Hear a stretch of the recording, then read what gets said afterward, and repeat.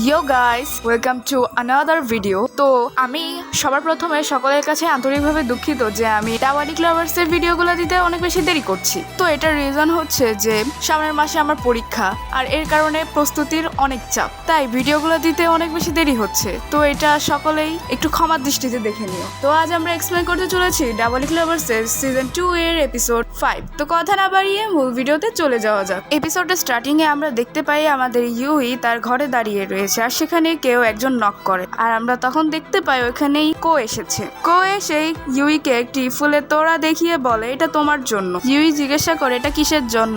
কো বলে এটা আমাদের ফ্রেন্ডশিপের একটা সিম্বল। কো সেটা ইউইকে দিয়ে দেয়। ইউই কোকে থ্যাংক ইউ বলে, আর ইউই ফুলের তোড়ার স্মেল নিতে শুরু করে দেয়। ইউই ফুলের তোড়ার স্মেল নিয়ে বলে এটার স্মেল অনেক বেশি সুইট। তখন কো বলে তোমার কি এই প্রেজেন্টটা ভালো লেগেছে? ইউই বলে হ্যাঁ, আমার অনেক ভালো লেগেছে। কো বলে এর বদলে তো তুমি আমাকে কিছু একটা দেবে, তাই না? তখন ইউই বলে কি দিব আমি তোমাকে? কো বলে তুমি কি এইটা ভাবো তুমি সবকিছুই নিতে পারবে কোনো কিছুর বিনিময় করা ছাড়া? তখন কো ইউইকে হাক করে এবং ইউইকে কো পুশ করতে শুরু করে দেয়। তখন ইউই ধাক্কা মেরে কোয়ের কাছ থেকে নিজেকে ছাড়িয়ে নেয়। কো বলে তো এটা তোমার থ্যাঙ্কস ছিল? ওই প্রেজেন্টটা নেওয়ার পর তুমি আমাকে কিছু দিবে না? নিয়ে আসো। তোমার ওই প্রেজেন্টের কোনো প্রয়োজন নেই, কারণ তুমি এটার বদলে আমাকে কিচ্ছু দিবে না। তারপর কো ইউইর কাছ থেকে ওই বুকেটা ছিনিয়ে নেয় এবং সেই বুকেটাকে একবারে টুকরো টুকরো করে ছিঁড়ে ফেলে দেয়, আর বলে এই বুকেটা আমার জিনিস, আমি ছিঁড়ে ফেলাতেই পারি। কো ইউইর গলা চেপে ধরে এবং ইউইকে নিচে ফেলে দেয়, আর কো ইউইর উপর উঠে ইউইর ব্লাড খেতে শুরু করে দেয়। ইউই থামার জন্য অনেক বেশি অনুরোধ করতে থাকে, তাও কো ইউইর ব্লাড খেয়ে যায়। এক পর্যায়ে ইউই বেহুশ হয়ে যায়। কিছুক্ষণ পর ইউইর জ্ঞান ফেরার ইউই উঠে বসে, আর পরের সিনে আমরা দেখতে পাই সব মুকামি ব্রাদার্সরা বসে কথা বলছে, আর সেখানে ইউই আসে এবং বলে আচ্ছা তোমরা কি কোথাও কাউকে দেখেছো? তখন আজুজা বলে না দেখিনি। আজুজা জিজ্ঞাসা করে তুমি কি ওর ব্যাপারে অনেক বেশি চিন্তিত? ইউই বলে ওকে আমি অনেকক্ষণ ধরেই দেখছি না, তাই জিজ্ঞাসা করছিলাম। আর এটা বলেই ইউই ওইখান থেকে চলে যায়। পরের সিনে আমরা দেখতে পাই ইউই সিঁড়ি দিয়ে উপরে উঠছে, আর তখনই ওইখানে কো আসে, আর ইউই পিছন ঘুরে কো ভিজেছিল।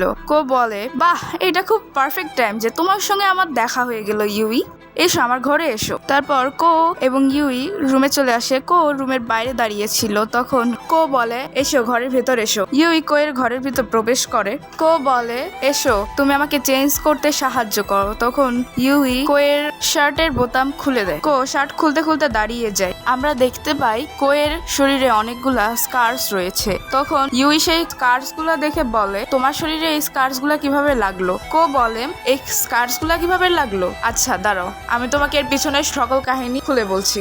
এর আগে একটা বাচ্চা ছিল, সে অনেকদিন একটা জায়গায় বন্ধ ছিল। একদিন সে বলে অনেকদিন হলো আমি বাইরের জগৎটা খুলে দেখি না।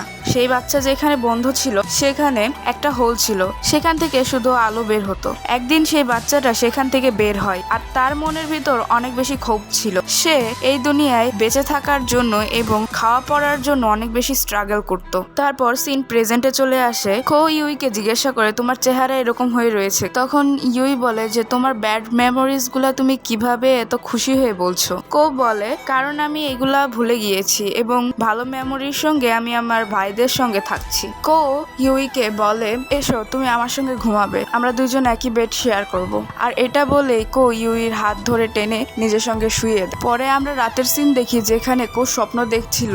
সেই স্বপ্নের মধ্যে তাকে কিছু লোক অনেক বেশি বিরক্ত করছিল, আর সেই লোকেরা বলছিল তুমি অনেক বেশি বিউটিফুল দেখতে, তুমি কি বেটার লাইফ চাও? তখন কো চিৎকার করছিল না বন্ধ করো।